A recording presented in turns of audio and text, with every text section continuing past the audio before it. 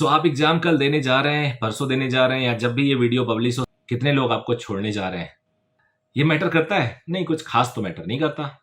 लेकिन हाँ, अगर पूरा परिवार छोड़ने जा रहा है तो आपको ये लग सकता है कुछ स्पेशल है। बहुत सारे लोग आपको all the best, take care, ध्यान देना, ये सब बोल रहे हैं तो आपको लग सकता है स्पेशल है। कितने लोग जा रहे हैं आपको छोड़ने, ये बहुत ज्यादा मैटर नहीं करता। पूरा परिवार जा सकता है। उसी दिन मान लो आप बाहर के शहर से आ रहे हैं, आप जब तक एग्जाम देंगे आपका परिवार पूरे सिटी को एक्सप्लोर कर सकता है, घूम सकता है, थोड़ा आउटिंग हो जाती है उनकी, इसलिए भी कई लोग आ जाते हैं। आप अपने शहर में हो और अकेले आप बगल वाले कॉलेज या स्कूल में आपका सेंटर है, वहां चले गए, कोई फर्क नहीं पड़ता है। किसी को एक कोई भैया दीदी सिस्टर या कोई पेरेंट छोड़ने आ रहे हैं, कोई फर्क नहीं पड़ता। किसी को 10 लोग आ रहे हैं, किसी को एक ही लोग आ रहे हैं, किसी को एक भी नहीं आ रहे हैं, तो ये अब आपस में कंपेयर नहीं होना चाहिए। इससे कोई फर्क नहीं पड़ता। कई लोग मेरे को बोले कि यार ज़्यादा लोग जब छोड़ने जाते हैं तो एक प्रेशर होता है बच्चे पे। बच्चे को लगता है कि यार बड़ा एग्जाम है, सारे आ रहे हैं। ऐसा नहीं है। कई बार मैं खुद अपने एग्जाम में हमेशा अकेले जाता था जब मैं पढ़ता था।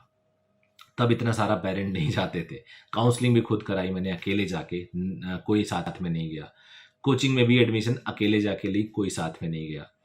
छोटा मोटा सर्वे करते थे, एडमिशन ले लेते थे, बहुत ज़्यादा दिमाग नहीं लगाते थे। तो अब क्या होता है, पूरा खानदान जाता है छोड़ने, तो भी कोई बड़ी बात नहीं है।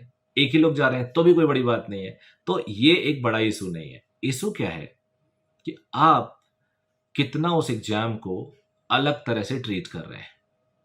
अगर आपने उस एग्जाम को अलग तरह से ट्रीट किया, बहुत स्पेशल लिया, तो गलत किया आपने।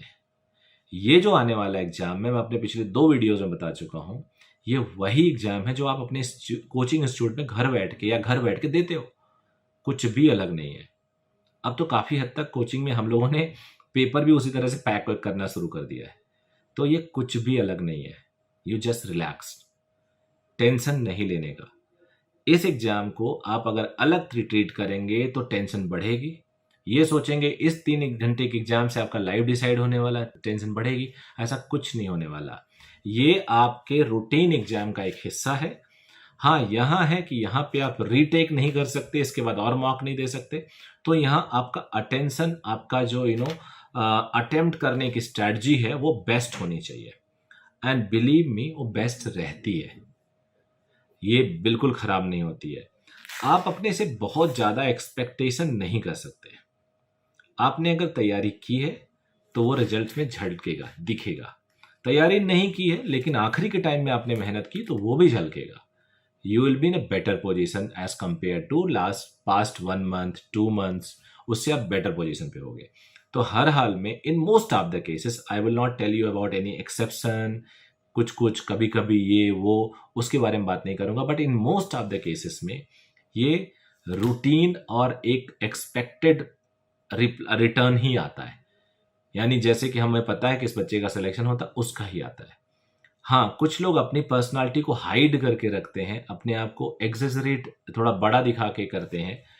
उनके लिए जरूर अनएक्सपेक्टेड रिजल्ट होता है, but most of the student के लिए ये एक्सपेक्टेड रिजल्ट ही होता है। एटलीस्ट स्टूडेंट के लिए, नॉट कि उनके पेरेंट्स के लिए, नॉट कि उनके टीचर्स के लिए। बट हाँ, बच्चा जानता है कि उसकी तैयारी कैसी है और उसको रिजल्ट पता होता है कि क्या रिजल्ट आने वाला है।